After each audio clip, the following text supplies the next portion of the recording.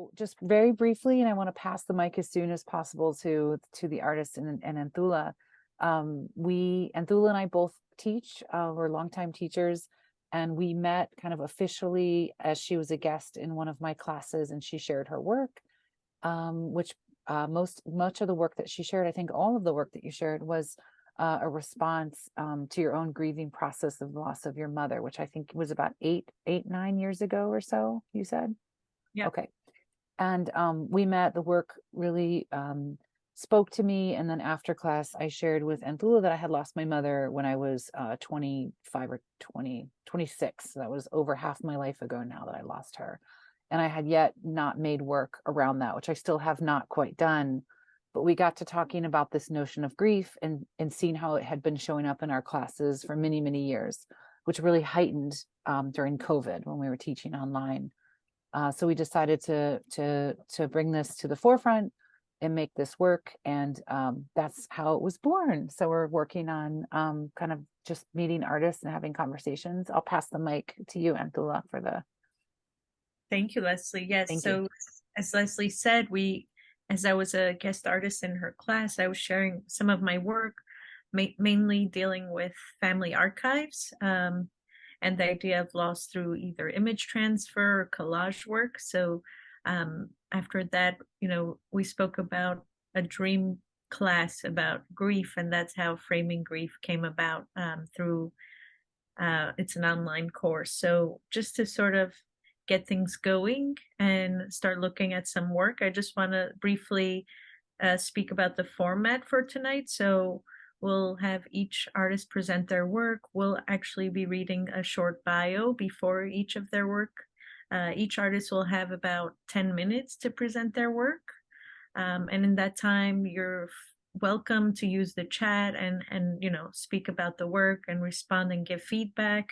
And then towards the end, we will open up for any questions or comments, and we can open up the conversation that way. So thank you all for coming. We appreciate you being here with us, and we can start looking at some beautiful work. Leslie, is there anything else you want to add?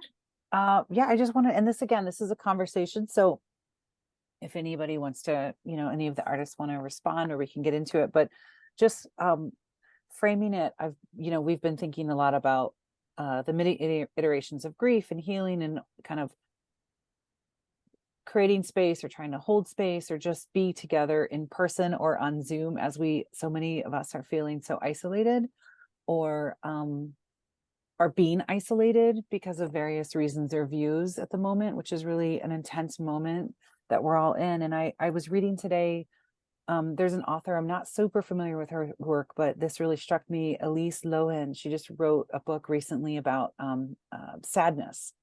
And she wrote about the word care specifically, which is a thread throughout much of our work. And she talks about, I'm just going to read you something briefly. This is me kind of paraphrasing, but care comes from the word cara, which means to grieve or lament. So many of us feel overloaded with care or caring, and it's important to recognize what is required in this act of care. The act of acknowledging pain or loss or concern requires grief, right? So this is a thread I saw kind of I do a lot of work around caregivers or parents or folks who take care of other folks and are artists. And there's always, even in the joy, like a thread of grief. So that's kind of my entry point. But I love that notion that the act of caring for someone or about something, or the weight of something, requires this notion of grief. So then she writes, when grief is not expressed, it can look like anger. She writes, wounded boys become wounding men. A dislocation from sadness or grief shows up as toxic masculinity, which is not exclusive to men. It requires the care and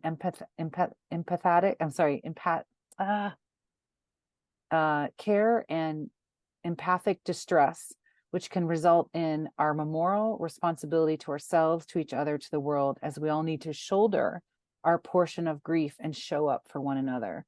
So I love this notion of the weight, the way I understand it, the weight of grief or care doesn't always land on everyone. for various reasons, right? They're unable to access it. They have something else going on, or other people may be more or less sensitive to it.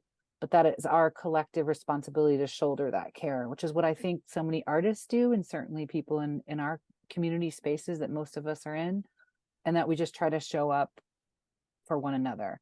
I'm probably speaking too much, but that struck me today as I was thinking about your work. So that's what I have to offer to start the framing. Thank you. Thank you, Leslie. That Yeah, was beautiful. thank Okay, you. going to stop sharing, Okay. and So we will. Deb, we can start with your work. I'm going to read your bio. Great. Um, and okay. Deb Ray Choudhuri. Yeah, Choudhuri? Choudhuri. Thank Yeah. you. Deb Ray Choudhuri is an artist from India, currently based in New York. Their practice, rooted in diary, engages photography, performance, and text. They discuss confronting personal trauma and mental health situations while addressing contemporary societal questions of queerness, of identity, body, and space. Their collaborative approach towards image making aims to provoke the uncomfortable questions of identity and representation, the link between grief and desire, the nature of the human condition, and the specifics of image reproduction and consumption, often latent in our cultural spots under late-stage capitalism. The lines between the subject and the photographer are fluid in the work, thus helping them to develop new perspectives on the relationship between the self and other. Welcome, Deb. Thank you so much. Thank you. Do you want me to share the screen? Yes, please. Yeah, okay.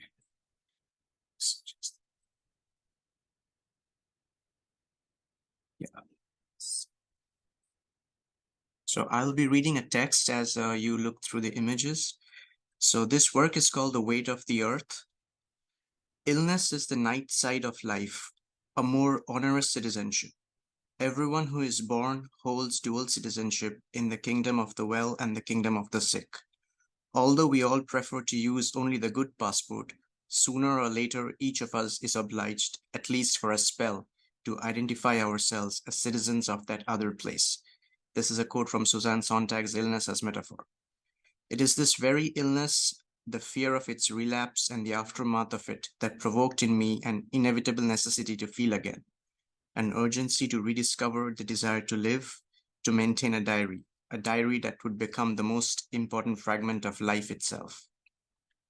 Confronting tuberculosis at the young age of 17 forced me to live in isolation for a prolonged period. My fear and shame of losing my youth and not living a meaningful life overwhelmed me. After a few years, the suicide of a lover put me in a similar position.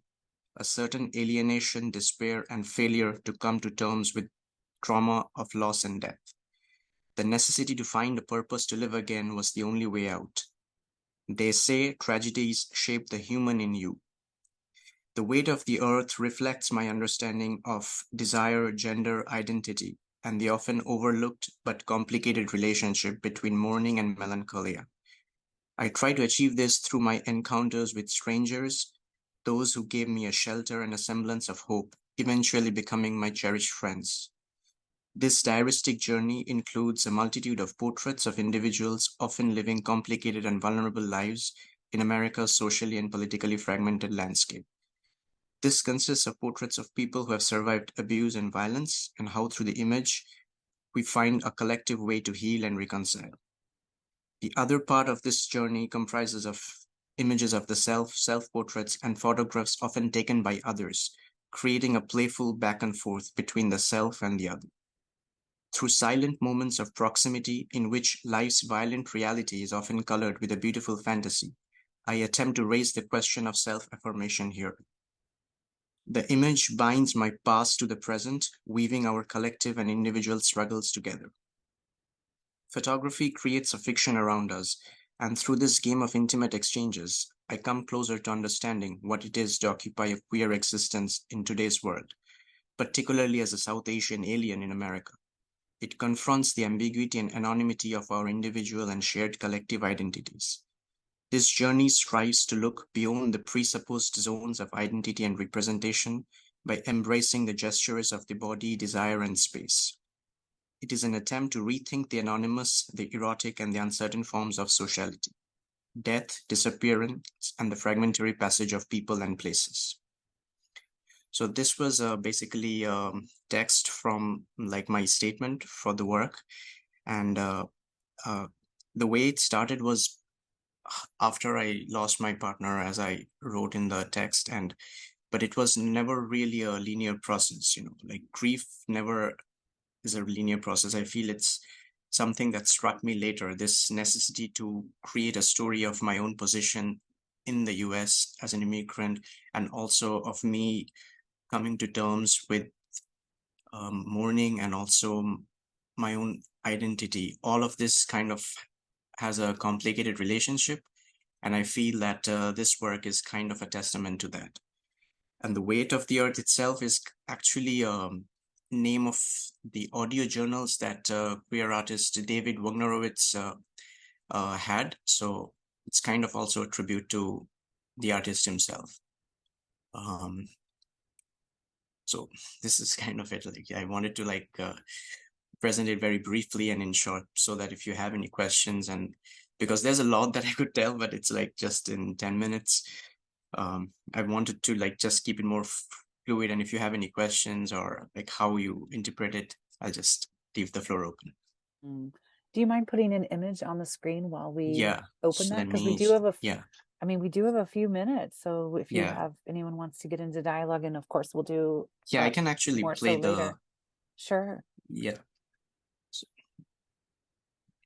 this work itself started in 2018. So I mean, it was, as I said, it was never really something that I thought that it would amount to this in this way, And I lost my partner in 2018 itself, and it took me, and my very inability to go back home at that time and to kind of make sense of everything was I would say a point where I realized that I had to make something of my own position, and something that's personal, but also in a way relates to the different struggles of people I have encountered in the US. In this work, if some of it is images, there are some people I have photographed over time. So it's always like a collaborative back and forth. And it started off by my own intimate relationship with a friend who was a survivor of HIV, and she was coming out as a trans woman. So that was a very intense period of time when I photographed her. So some of these images, you can actually tell that. So that was a defining point, after which I realized that I want to keep building this diary and kind of understand how people themselves express grief and how we find a collective sense of togetherness through the image. So, and yes, definitely it has a lot of complicated, I would say, emotions, like my own relationship to the body and how it maps to ones of the other. It's always a back and forth that I've tried to present in this diaristic work, I would say. Yeah.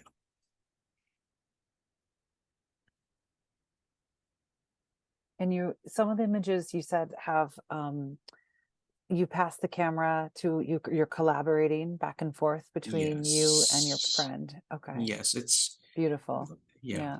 It's everyone in the beginning, everyone is a stranger. It takes time to kind of build that level of intimacy and intensity, especially when you are not doing something it's not an assignment or it just, and in the past, in my initial years during my staying in America, I was actually traveling and staying in couches of people. So it was a very interesting moment because I have lived with some dicey situations and some which were I was literally couch surfing. So I was photographing people also at the same time in exchange of that.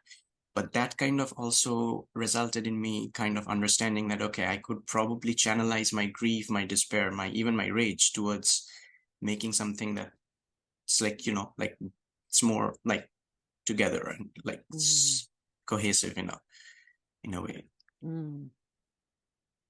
And it's currently I'm moving on to I'm also have been involved in activism and politics and all that, but I feel like the personal and political are pretty much sometimes very, very closely intertwined. Mhm. You know, you cannot Absolutely. really like separate one from the other. So it's like what you go through in your own life, what you have faced through your own life, it kind of has to come out through the image in some way or the other. Yeah. So Deb, there's a question in the chat from Natasha asking, she says, the project's so powerful, it touches on so many things. I'm curious to know which images are the most you are the most connected to. Thank you for sharing. oh, I mean, I would say that it's really like I've been trying to actually detach myself from looking into this work Yeah. because it's been like so long, and I feel like the more I get involved, it just messes me up because like some people might have like another idea of what a good image for them is, but I feel some of the images, if I were to like point out, let me just see if I can do that. Wait, how do I do this? So some of the images where I have like this friend of mine, like the one that you see, he is someone who has suffered through like physical violence, and he's like he's black and he's gay, and he has suffered through like a lot of physical trauma and violence, and I feel my relationship with him has been very intense. The same way like this image as you see is of the friend who was like who I photographed when she was coming out, and also like she had HIV. So it's more like, for me, I feel the encounters that kind of inform like the images that I relate to the most.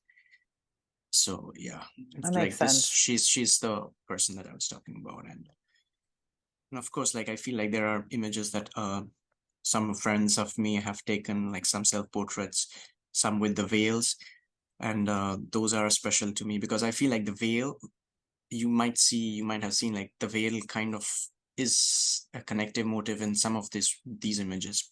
And I feel that veil creates a mystery and a sense of ambiguity also, where if someone does not want to be seen, also has a way to present themselves through like, yeah. Thank you for your question. Yeah. Thank you. Yeah. It's astonishing work. Thank you so much, Deb. We're going to come back. So only for the sake of time, we'll move. Yeah, I'm going to also Thank stop you. sharing. Thank you. Thank you. Thank you. Thank you. So beautiful. Okay. Next we have Susan. So I'll share your bio. Susan Marie White is an artist and mother. Raised in Connecticut, she spent her academic years studying mathematics, immersed in patterns and the abstract world. After a career in technology and data, she shifted her focus to more creative pursuits, earned a director's fellowship, and graduated from the Creative Practices program at the International Center of Photography in 2021. As a community member and parent of children with special needs, she works to support other families with similar challenges to navigate the public school system. In 2018, she earned her certificate in Family Empowerment Advocacy to deepen her support for her children and her community. Her work investigates personal narratives surrounding family, identity, memory, and loss. Her mediums include both lens-based and alternative process photography. She recently self-published her first zine, The Last Thing I See Is Sky. Susan lives and works from her home studio in Pleasantville, New York with her family. Welcome, Susan. Thank you, ladies. Okay, I'm a little nervous, so just bear with me. Okay. Oh, you know what? I forgot to click one thing. Okay. You can see this okay? Yep. Okay, wonderful. Okay. First of all, thank you both Leslie and Anthoula for creating the space, for bringing us artists together to speak on grief. I feel incredibly lucky to be a part of it and that you included me in this project. As I sat down to consider my art practice, it's simply not the finished product so much as the importance of process and how that informs my work. I began to wonder if I have a heightened sensorial experience of grief, a sort of low-level simmer I've carried with me much of my life. I had a teacher once remark that I seemed to think about death quite a bit for someone my age, and I suppose that's true. We tend to think of grief as something we experience in the aftermath of death, but I find myself anticipating grief in ways that surprise me. I wrote a short piece to share with you alongside these slides. I so appreciate the opportunity to share a bit of my story and my art practice with you all today. My grandparents were both born in Poland, though on opposite sides of the country. Their meeting would be unlikely were it not for their displacement as a result of World War II.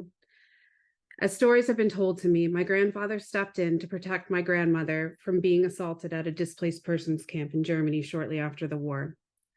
They married, had 2 children while moving through various camps heading north, and eventually boarded a ship destined for New York, where they would eventually buy a house, have 5 more children, including my father, and live out the rest of their days.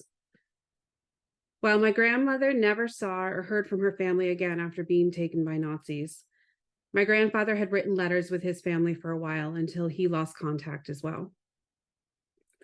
As a child, somehow I knew I wasn't supposed to ask my grandparents about their life in Poland, and certainly not about their experiences during the war. Yet their identity was deeply rooted in being Polish. After their deaths, I became more curious about my family history.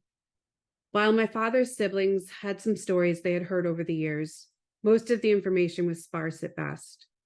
We had some nicknames of my grandfather's siblings and a pronunciation of my grandmother's birthplace, but otherwise not much to go on. And so I decided to submit a Freedom of Information Act request so that I could access their immigration records. Roughly 18 months later, I received a large envelope with the immigration records of my late grandmother. The photocopied paperwork included a list of all known displaced persons camps she resided in Germany after the war, as well as the oldest known photograph of her, completely obscured to black, the shape of her hair deeply familiar. Over a decade later, I'd visit her homeland of Poland with little information about her past. I'd visit Auschwitz on a Monday, having witnessed a fatal car accident along the way, and I'd stand in a room facing a large glass enclosure that was once filled with the hair of the victims at that death camp, only a fraction of which remains. A year later, I found myself in my garden, sweeping the clippings of my children's hair into my hands. Mixed with dirt and leaves, I placed them into a bag, contemplating why I felt compelled to do this in the first place. Over the coming months, I interrogated this hair in many ways, as well as discovered my fascination with my boy's hair in my archive of photographs. As I continued this intensive study, considering my children's personal identities, how their own hair felt tied to who they are, I would revisit my grandmother's image and the stories I had heard, how little I really knew her. Excuse me. How my grandmother attended church and raised her children as Catholic, yet my grandfather referred to her as his little Jew. How she learned to drive because her husband was an alcoholic who would become violent in the evening, so she would load up the young kids and drive around until they eventually fell asleep. How I never quite remember her with gray hair, and she insisted she simply didn't gray until a closet full of hair dye was found after her death. How she gave herself up to the Nazis to protect her family, who was supposedly helping to hide Jews' escape. How that picture, with so little detail, is still seared in my brain as so obviously her. My youngest son, who typically wears his hair long, insisted on cutting it short one year. Complimenting his new style, "You look amazing. I almost didn't recognize you." With barely a breath, he immediately broke into tears. Sobbing into my chest, he told me he was afraid I didn't know who he was anymore. Despite my best efforts to comfort him, the damage was done. He'd spend the next several weeks checking in to make sure I knew who he was. And so this led me to consider how well I know my children. What is familiar? What is unknown to me? Oh, I'm so sorry. Okay. With my grandmother's immigration photo in mind, I returned to the bag of hair clippings I had saved. Taking small clumps, I began to slowly burn the hair to ash. And as a side note, this is not a pleasant smell, and I don't recommend doing this inside your own homes. I started with working with the ashes on paper, but quickly realized it wasn't enough. Instead, I collected a Polaroid image of each of my children and started photographing the print. I would then take a small bit of the hair ashes and rub it over their faces with my fingers. I photocopied it again. I burned more hair. I rubbed the ashes on their faces. I did this again and again and again. How far could I push this? I studied my children relentlessly, trying to memorize their ever-changing shapes. And here I was testing my own ability to recognize each of my children. As a visual artist, my language depends on sight, and yet so much of what I work with are memories, the faulty archive and the betrayer of our minds. I felt so certain I knew who it was when I'm looking at that photograph of my grandmother. Even now, I can tell my children apart in these photos. I could continue to repeat this process again and still know them. But memories are fickle, and time distances us from those memories. How long will they be familiar to me? What will persist? I don't necessarily have answers, but these questions will continue to sit on my mind. I return to my grandmother's stories periodically. There are so many unanswered questions, most of which I'm unlikely to solve in my lifetime. While I was able to track down and meet my grandfather's family in Poland, I have far less information to do the same for my grandmother. She spent a lifetime surviving. Who she was before I ever knew her, maybe lost to the ashes she left behind. I think about her deeply firm rootedness in her Polish identity. I've tried for a long time to see if I can locate her birthplace. I do believe that I may have finally found it, though due to the ever-changing borders Poland experienced in its history, it is likely in a territory within Ukraine now. When Russia invaded Ukraine in 2022, I was overwhelmed with sadness. I started thinking about how we identify with our cultures, how land borders can inform identity, and how easily and arbitrary those borders can become. I reached for ashes again, thinking of my grandmother, her birthplace, her identity, how it became fixed in her mind and her body, despite wars and genocide and destruction. And so I'll leave you with this short clip from a longer piece I did as a response to these thoughts.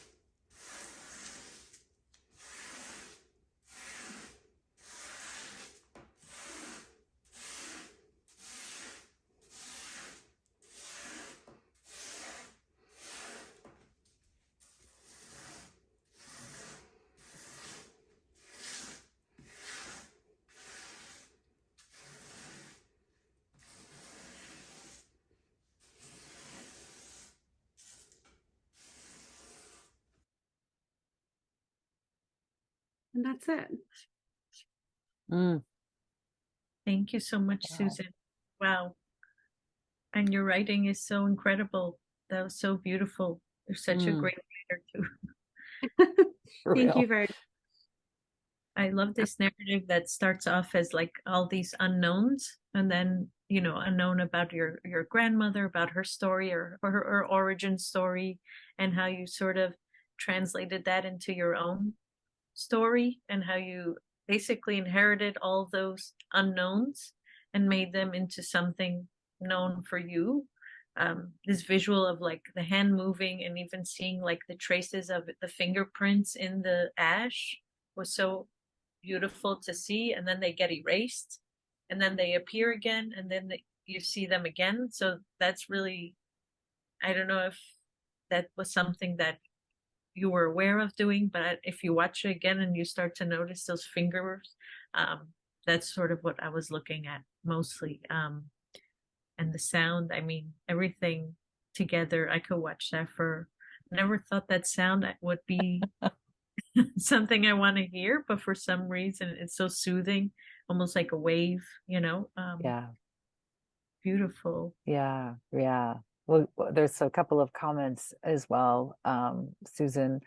and I know we have to move on because of time, but I just want to say when you were talking about borders, such an incredible way to write it, such a simple way, arbitrary borders that move, and I don't know if it was intentional, I'm sure it was, moving of this material as you're saying that is such a powerful way to visualize how land moves, borders move.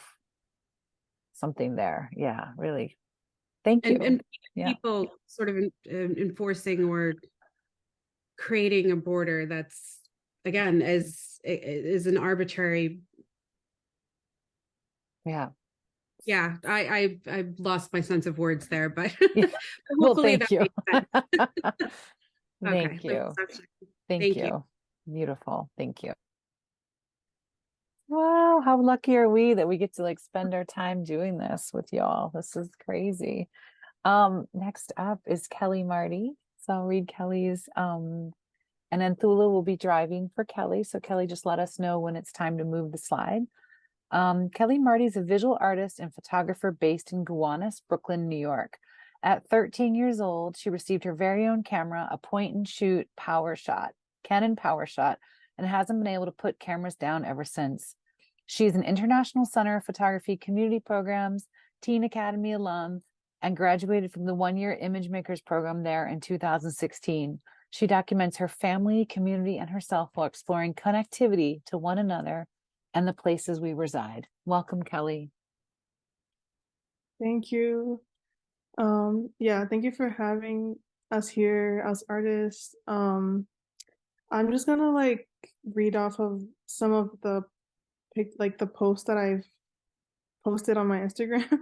Like just like the theme of like two of my most recent projects. So the first one is on grief. And the second one is like I'm gonna include it in grief, but it's mostly like placemaking, and in a way it has to do with grief. Actually, let me put like my timer on. Hold on. Sorry. Um, okay, wait. I'm just put like minutes. Okay, okay. I think okay, it's going now. Sorry. You're good. I can also time. It's fine. If it's easier for you, I'm happy to do it. I'll give you like Okay. a minute warning. Okay, it worked though. Okay. Okay, got it. Thank you. So yeah, I'm gonna read the description. So for my grief one, it's called Grief, Healing, and Love for Thyself. And so since that picture is up, I'm gonna talk about my grandmother. So they say that as people age, they become like children. In this docuseries of Grief, Healing, and Love for Thyself, Grandma, who has dementia, represents living or anticipatory grief. Alongside Grandma is her home attendant, which I will refer to as Doña. Doña has been with us for 2 years now and cares deeply for Grandma. She is the silver lining to the unfortunate situation Grandma is in, and our family is forever thankful. So yeah, this is Doña. I'm just gonna refer to her as that. So not like to not like I'm just not gonna say her name, but yeah, we call her Doña. And you can go to the next picture, Anthoula, please. This is also her. We were on our way to see my grandma at the hospital. She had a fall.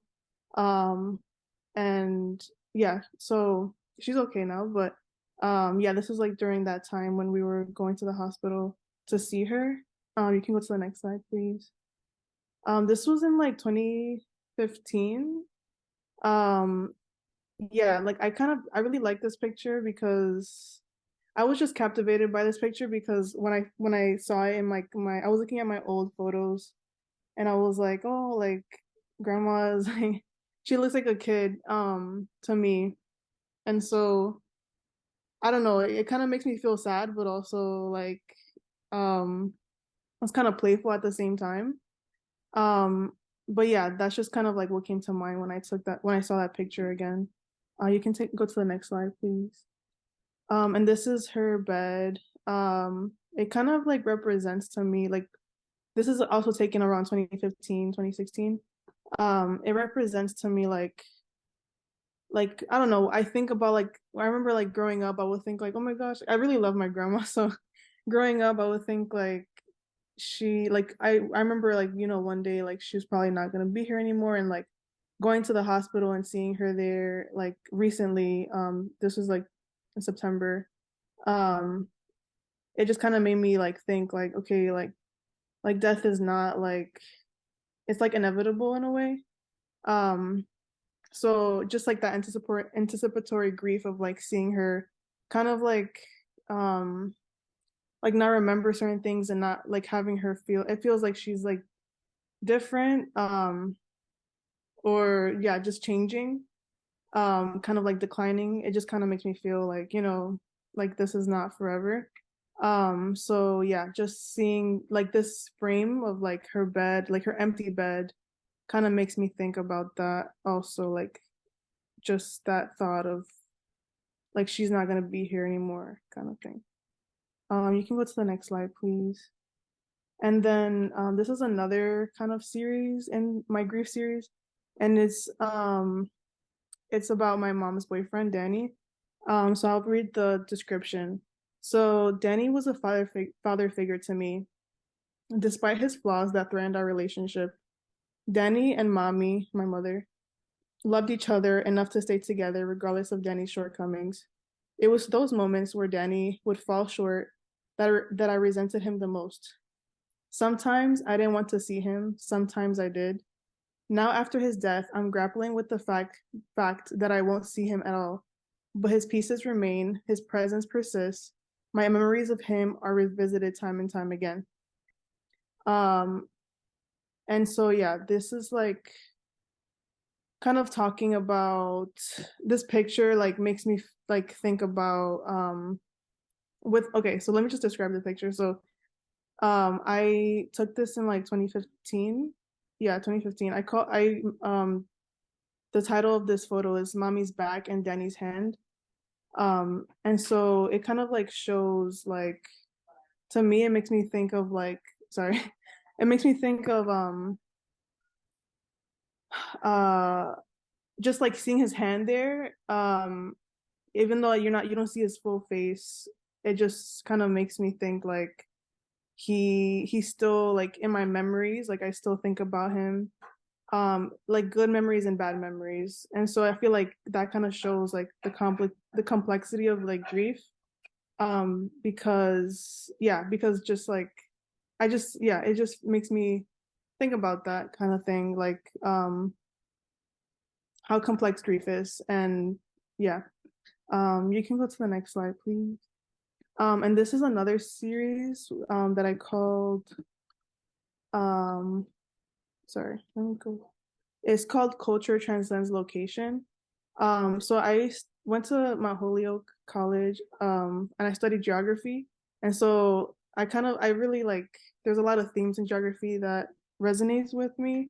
And I decided to like kind of like move, like use it in my photography, like what I've learned. And so I said in geography, place means a person's cultural ties to a physical location. My family grew up between the Dominican Republic, New York, and New Jersey. No matter where my family went, they created strong anchors in their neighborhood. They brought their sazón, ritmo, and idioma from the islands to New York, Nueva Jersey, and beyond. This ongoing series of photos from 2022 to present will aim to showcase how communities can both be rooted in any place and how they can quickly be uprooted by the powers at hand. At the end of the day, my family and other marginalized groups can be louder and present in the face of oppression. So this is my cousin, and let me see how much time I have. Okay, 2 minutes. Okay, or like I'll say 1 minute. Okay. So yeah, this is my cousin. It was like taken in North Plainfield, so in her house where my aunt kind of like decided to live or move out to, North Plainfield, New Jersey. And yeah, this is just her and her like porch or patio. And you can go to the next slide, please. This is Gowanus, like in the Smith and 9th Street train station, I believe. It's like a map of, I think it's like, yeah, you see like Manhattan at the top, and then kind of like you can kind of see Gowanus in a way, yeah. But yeah, so it just shows like I don't know. It just like to me, it just makes me think about like where I'm from. Yeah, like Gowanus. And you can go to the next slide, please. And this is my grandma. It's like one of my favorite pictures that I've taken of her. Um, yeah, I just feel like you can just like it just really speaks for itself. Like her character and just like who she is. Like a strong person, like I feel like so. Yeah, I think that's all of my pictures. Or there's actually one more. Yeah. And then this is like in Williamsburg. I went on a photo walk um like in August, and then I just took a picture of it because it made me think of like tropical and like how like I came from the Dominican Republic, like my family, and kind of like us being here in New York. And so yeah, that's pretty much it, my work. Thank you. Thank you, Kelly. Oh my goodness. These are all black and white prints as well that you rephotographed. Yeah, this is all Wow. like Ilford, mostly Ilford. Wow. Mhm. Yay. So are you the second half of the work more about geography? I'm super fascinated to know. I didn't know that you went and studied geography as your main area of focus. Um, and I love that you're using photography, integrating that in with what you're thinking about geography. What are you doing right now? Are you where are you working in a dark room? Like, do you have access to a dark room? Like, Yeah. how are you So making work right now? right now, I mean, currently I'm not because oh, sorry. Sorry about the timer. You did awesome. Yeah, I'm not working right now, but or currently working on photos right now. But I'm soon going to like once I'm like working on finding a job right now. Yeah, it's busy times. Yeah, I get that. Yeah, just like as soon as like I can get like my hands in the darkroom, like I think I'll start like completing like more works on that area. Okay, amazing. So beautiful. Whoa, your portraiture. Woo. All right. I know we ran out of time, so we're gonna get back to that later, but thank you, Kelly. Thank you, thank you, thank you. Oh, goodness. Okay. And next we have Julie Lee. Julie is a Korean American artist from Alabama working primarily in photography and collage. They hold a Bachelor's of Fine Arts from Carnegie Mellon University and are residing in Pittsburgh, Pennsylvania. Their lens-based works explore themes of ancestry and the photograph as existential affirmation. These works have circulated nationally and internationally, encouraging new ways of seeing and representing ideas in contemporary image culture, of being seen, and of speculating historical psychological reconstruction. Their works have been exhibited in Woman Made Gallery, Columbia University's Postscript Gallery, the Curated Fridge, Children's Museum of Pittsburgh, Colorado Photographic Center, among others. Their work has also been featured in publications such as Journal of Art Criticism, Yale University's Asterix Journal of Art and Art History, Hyperallergic, Fraction Magazine, and KQED. Welcome, Julie. Hey guys, thank you. I'm like so nervous because like I'm loving what everyone's sharing so far. So I feel like, whew, that's a lot of pressure. I hope that everyone's doing okay and that y'all are safe and warm. Is it okay if we just take a moment of just like silence because everything that's going on in the world? Can we just do that, please? Yeah, let's just have a moment of silence.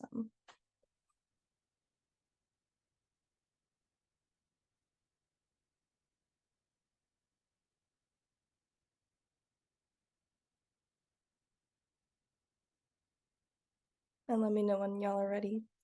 You can take your time as much as you need.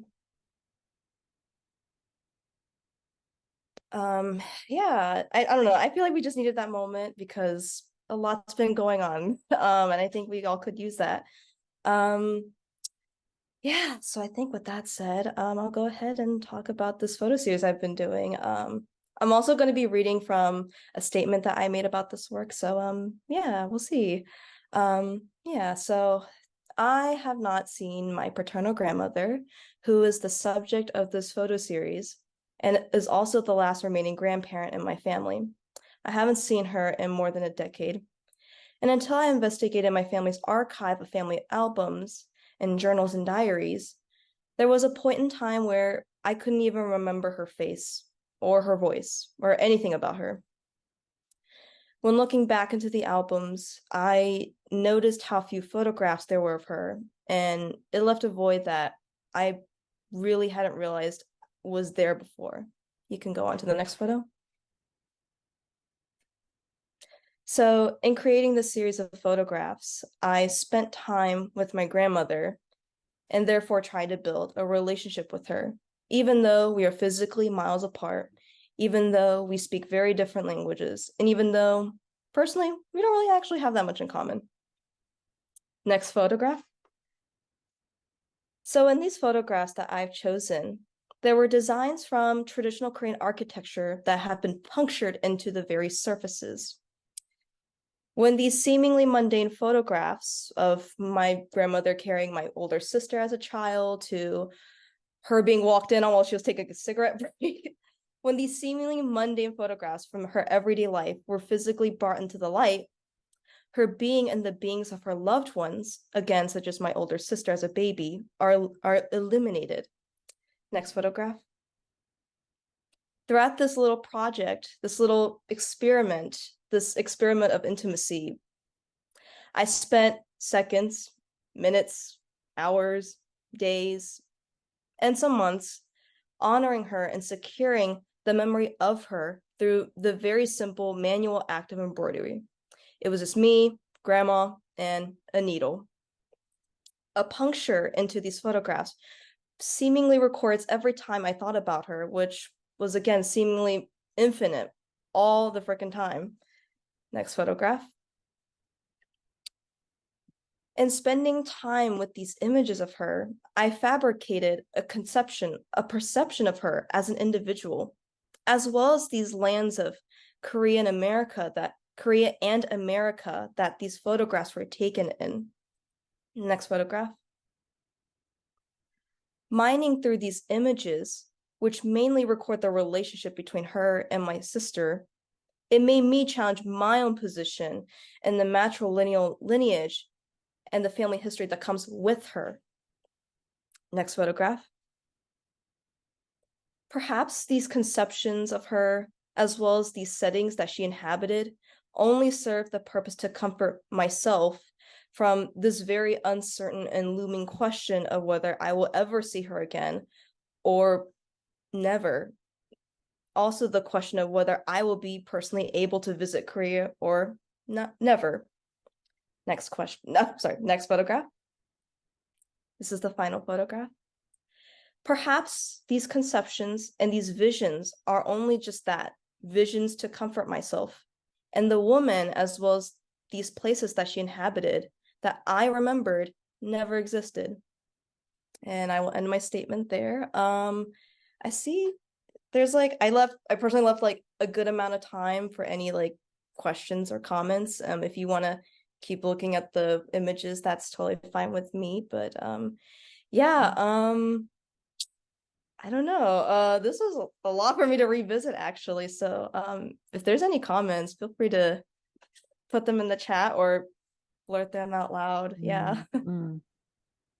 Yes, I'll roll through the images again, but I just want to comment first, just my love for family archives. I'm totally in love with this work also, and just seeing how usually when we interrupt or change an image by either ripping it or, like you're saying, embroidering and puncturing it, it's usually an act of almost like a harsh act, but these are so sensitive and so preciously done. The way that they almost look like they're glowing, the effect that it has to me. And I think that speaks a lot about your relationship and your thoughts and your love for your grandmother. I see that in the technique here. Are these, I have a question regarding the images. Are you doing this process to the original images, or are these copies of that? I don't know. I was too scared to do the originals, and also I felt like if I did the originals, I probably would get a mouthful from like my family, especially since like these are like the only pictures of like my grandmother. Yeah. So I actually made copies of these. I kind of viewed that as a way of adding to this already existing archive and just like also just like breathing life into her again. And just like it felt like a ritual of just like, I guess like bringing the dead back to life. I don't know, that sounds a little corny, but it felt like that for me personally. And just like reinterpreting and reimagining it in like, I guess my own whimsical way, you know. And as I know some questions here. How did you choose which patterns to puncture on which pictures? I think like before I went to college, actually, my aunt gave me a book because I mean I didn't really get to be connected with my heritage, actually, being raised in Alabama, and you know, being one of the few like people of color there. My aunt gave me like a little Korean architectural book before I left for college, and I dusted it back up and wanted to draw these patterns onto these pictures. I think in the very last photo, I think that design actually might come from like some sort of historical coffin, I think. Um, I wanted to put that onto these two images of like my grandmother and this other elderly lady just gazing into their reflection, just as like I guess like the final image of this work. Yeah, thank you. And as for the process, I think it took a lot of patience from me, which I usually do not have actually. So I think this project kind of humbled me a lot. It made me more patient. It made me more I guess accurate, because I usually just go with the flow usually, but I had to be more meticulous here. I had to really take my time, and again, those months really drove me a little crazy, to be honest, especially when you're gazing at the light box, and I feel like that does something to your vision, but I think it was very worth it, you know. I think it was very much a spiritual experience in that regard. I love that. And one of the things that came up too, I really, Julie, appreciate how you answered the question about copies and originals. It's something that Anthoula talks a lot about when she does transfers, you know, like making a copy, preserving the original for a reason, but this notion of you're creating another copy. Like it's an extension of that family album, just another version, is such a beautiful way to think about when you make another copy and then have some kind of intervention with it. It's actually expanding what's available of these limited amount of pictures you have of your grandmother, which I really think is so beautiful. And then thinking about one thing Anthoula talks about a lot, which I love, because you said, Julie, I'm being corny or something, which you're totally not. We're into it for sure. You said, Anthoula, I noticed when people are doing transfers and our sessions together, that or there's a light beam or there's like something unexpected, you say it, you always think it could be like a connection to the person. Yeah, I see it as like someone visiting or a spirit of some sort. And when I'm making the work, and maybe Julie, you feel the same way, I feel like I'm in communion with those ancestors, with those spirits, and that we're making work together. So yeah. I love Thanks that. for that, Leslie. Oh man, that alarm is not kidding. Okay. Oh, did we hit it? We hit it. Yeah. Thank you. Wow. And I hope that, I mean, now is like time that we can all just hang out and talk, and hopefully the artists will have some things they want to say to one another. But what was I going to say? I totally lost my train of thought. I'm going to be quiet. Thank you, Julie. I lost my train of thought. Your work just blew me away. So this is just open dialogue time, open to anyone if you have questions for one another or anything from the. I mean, I always have questions, so I'm going to be quiet. Yeah.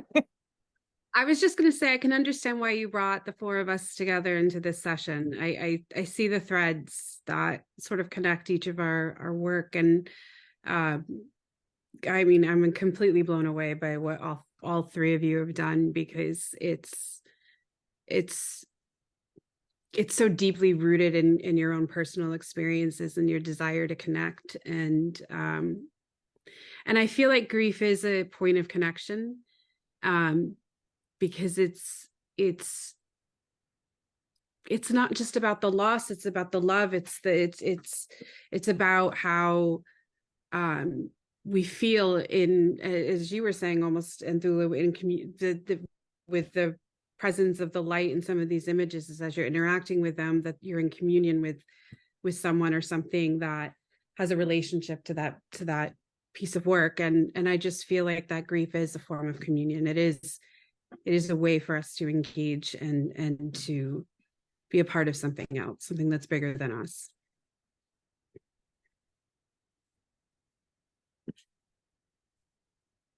Thank you, Susan. So, Okay. Yeah, please. Oh, I was thinking one of the questions we had was thinking about other work that you may have made in the past. If you have other work that you've made in the past, and how it relates to this work, or was there is there a thread? I mean, a thread of grief throughout the work. I know, Julie, for example, with your work, you use rice, you use other kinds of materials, you use sculpture and photographs and many different things. So this work kind of seamlessly seems like it flows with how you approach materials. So I guess a question for everyone, how has this work related to work you've made in the past or work you're working on now, if it has? I know, Deb, in your case, you showed us a lot, of many years worth of work. And actually, you've kind of stated publicly you're kind of taking a little bit of a break. Do you mind talking about that a little bit? Yeah, so recently, actually a few months ago, I lost my grandfather. I was like very close to him, and I was not able to like go back. It was just one day I hear the news. I mean, I was very close to him, and like I used to talk to him a lot, and I feel like I needed some time to like take a step back and just like not feel so much. And because I feel like, as everyone has mentioned, like grief is never a linear process, and every death hits you different. I mean, like I have lost like a close friend and a lover, and to a different situation than this death. So it's very hard to like sometimes articulate or explain like certain things. But yeah, so I'm definitely like focusing on working on ideas about what that relates to intimacy, and how we embrace each other and things like that. But also at the same time, for now, it's a balance. Like I most of my work always has been like a personal collaboration with people, so it takes time to develop those relationships. Also, it's not like doing it all the time. So there's that position that I am in right now. But I'll be bouncing back at some point soon.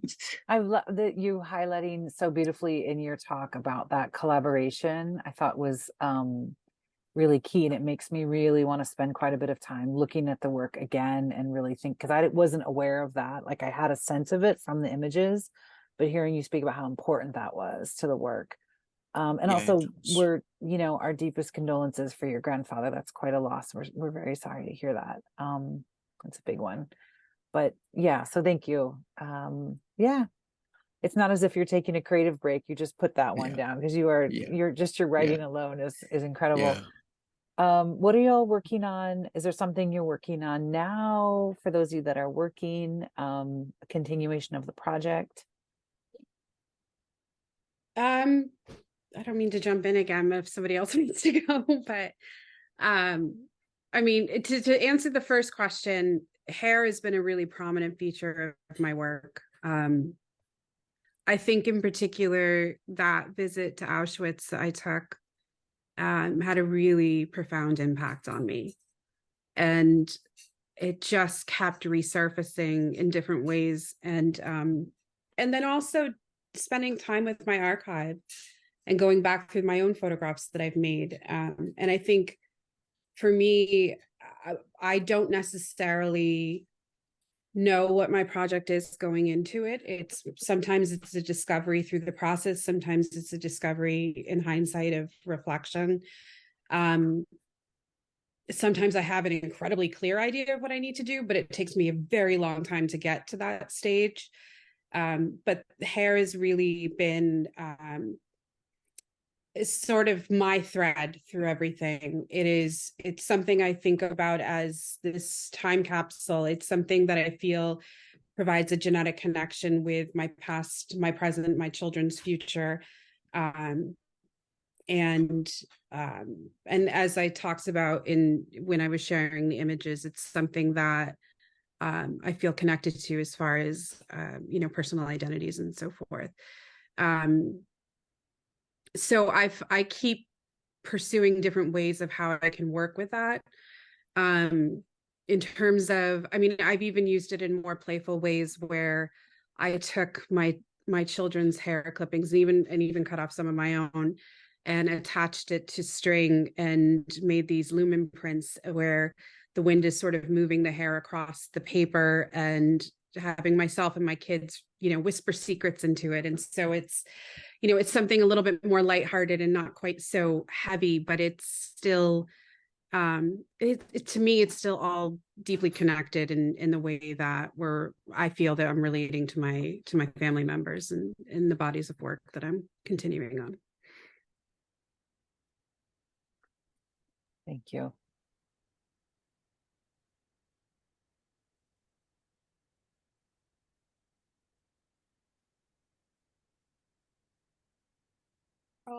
Sorry, I don't know.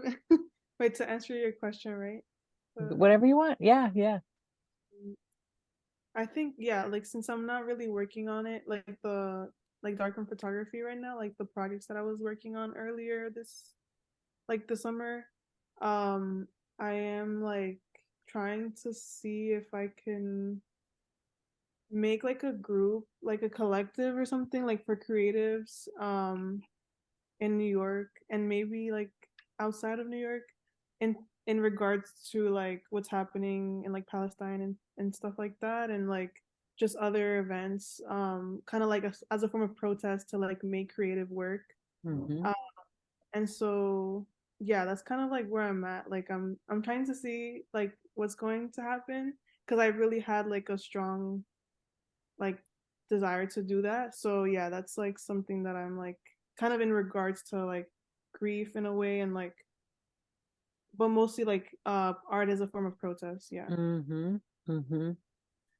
And you should just put it out there. What would that ideally look like? Is that a group that you go and print with, or is it just folks that you're sharing images with? Is it a conversation? Like, do Yeah, you like know what that looks like? yeah, I kind of like wrote it out a little bit, like fleshed it out a little bit, but I kind of want to call it like learning and catalyzing collective. Mm. Yeah, and so like kind of like to learn about what's going on, like kind of like a group to like a safe place to like share, and then also like um yeah, like do something about it like through art, like something Mm. that people like to do. And I don't know how that would look like, honestly. I want to like hear people's thoughts about it. But yeah. Yeah. Thank you, Kelly. And just before we get it to talk to about that, are you aware have you used the Gowanus? I think someone in the room here is connected to the dark rooms at Gowanus, and always like we got you over at ICP, so you need to just come in when you can on the weekend or whatever. But to your collective point, does anyone like to respond to that? Please do it. That's all I have to say. I know, I was going to say the same thing. I have a colleague who felt very passionately about art as protest and put together a zine in response to the Roe v. Wade being overturned here in the United States. And she, I participated in it along with something like 50 other artists. And it felt very empowering to do something like that and to be involved in that and to be able to engage in conversation that continues to expand. And that was just one piece of work. I think following through on that collective and creating a community around that you feel can empower yourself and empower others is a really wonderful thing. Yeah, I feel it is true that there is a lot of hope in like working in collectives, especially at the time that we live in today. And like yeah, I myself am kind of like, in my past I was politically involved in like, you know, in protests back at home and stuff, because like I was growing up when like my own homeland was in a lot of turmoil and things like that. But I feel there is power in like channelizing whatever you're going through art and through forming a community that can bring people closer together, you know, to just mourn together, to just express together whatever you feel, because there definitely needs to be more of that collective sense of what we are going through at this point. I mean, yes, there have been like, the world is not fair. It's definitely not a fair place, and but we just have to keep ourselves together and just keep going forward with what is right, you know, like to kind of take control of our own position in different ways. So Thank you. I especially think that for like people who, well, creatives who like make work or dedicate their work to like diaspora or like their ancestors and like their community, like we really do owe it to our beloveds and our loved ones to, you know, fight for like a better future, because they set up the stage for us, you know, they've done the work, and it's up to us to continue that work and pave the way forward for the people that come after us. So I really think it is kind of our duty, right? Like I think it's kind of there, you know. It would be a shame if we just didn't do that, right? Mm, mm. That reminds me, last night I was working with a young student who's talking about create the body of work that they have in their mind is called unfinished business, right? So the goal is to talk to people about what they're thinking about and like how to visualize it, and how can it be photographed. If it's a concept, it's a little more difficult to visualize than like, I'm going to go to street photography, I'm making it up. But unfinished business, right? So digging in, it was really about to your point, Julie, thinking about all the unfinished business of our ancestors or any of the folks that were out fighting, right? They did so much work, and then it's always passed on. Hopefully it's passed on to the next group. So I started really getting really excited about thinking about kind of protest, whatever that looks like for you, as unfinished business. Doesn't that like it just really got me really excited when they were talking about it, you know? And another person I was working with recently was talking about this idea that isolation is this capitalist thing that is really on purpose, right? To make us we are no longer in groups. This is true of my own family and community. Like we're spread out all over. There's no like granny, auntie, sister to help with anything. So we're really just on our own, kind of struggling, right? So when I think about it that way, it's even more of a reason to get the collective. And let's be real, like most of us artists, we need deadlines too. I need you to tell me that we're going to be looking at my work next Saturday for me to get it together. You know what I mean? So on a practical note, I think that's amazing. Yeah, all those things. But I love, Julie, your point about just carrying on. Just carry it on. Carry on the work. Mm.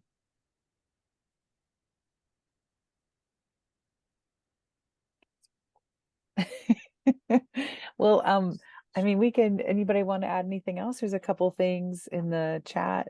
I hope that y'all connect with each other, and the purpose of this again is we're creating it, and Anthoula and I are kind of going by the seat of our pants here, but just to kind of see which conversations are happening and who can connect with one another. And if we have your permission to, I think you all already are in contact with one another, the artists. If we put you in contact with one another, if we can continue the conversation in some capacity, we'd love that. Hey, Olive. Becca, do you want to throw it looks like, do you want to put oh, good, Kelly, you already put your information in oh, that's from Julie. If y'all want to put your contact or handles in the chat, that'd be amazing.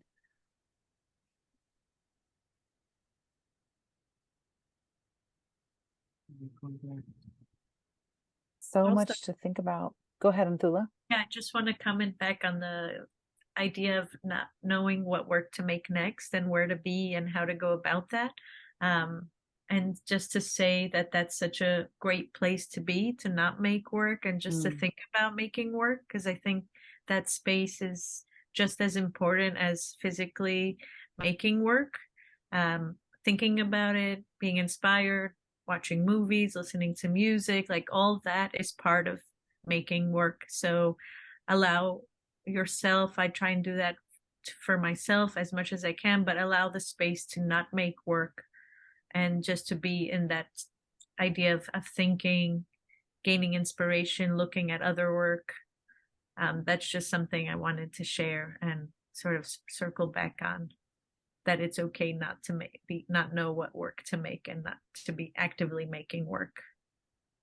Yeah, and I also think, you know, we talk about this, it's this, I don't know if this, I don't get the sense as anyone's urge in the room, but so many of us will make things and share them immediately outside that kind of collective space to the general public. And I don't know, I mean, sometimes I'm old school where unless that's part of the piece, unless it's a performative part of the piece that you need that, I feel like it's good to kind of keep it in, right? Or keep it small when you're in the creation space. And that's why I love this group so much and like what we're trying to do here.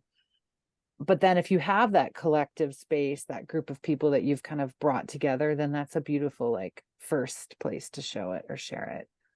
It's like there's such an urgency to get things done, and it's just not like, it doesn't work for most artists. We just need a little time and space. And that's part of the reason too we wanted to create these conversations. Yeah, but I could hang out with you all night long, but you've been so generous. That's our little thank Yeah, you. our little thank you. Yeah, does anybody want to add anything Thank you. else? Just Deb thank you. or Kelly? Thank Oh, you. thank you, Becca. Thank you so much, everyone. Thank you so much. Such an honor. I hope that you all like stay connected in some capacity with us or with one another. We're going to try to do this again January 11th. We're taking off December because you all are too busy in December with your families and friends and jobs and being out in the streets and everything we're doing right now. So we love you all so much. Thank We're you so so thankful much. for you. Thank you. Thank you. Thank you so much. And thanks for everyone for coming. Thank you. Bye Good bye. night. Bye.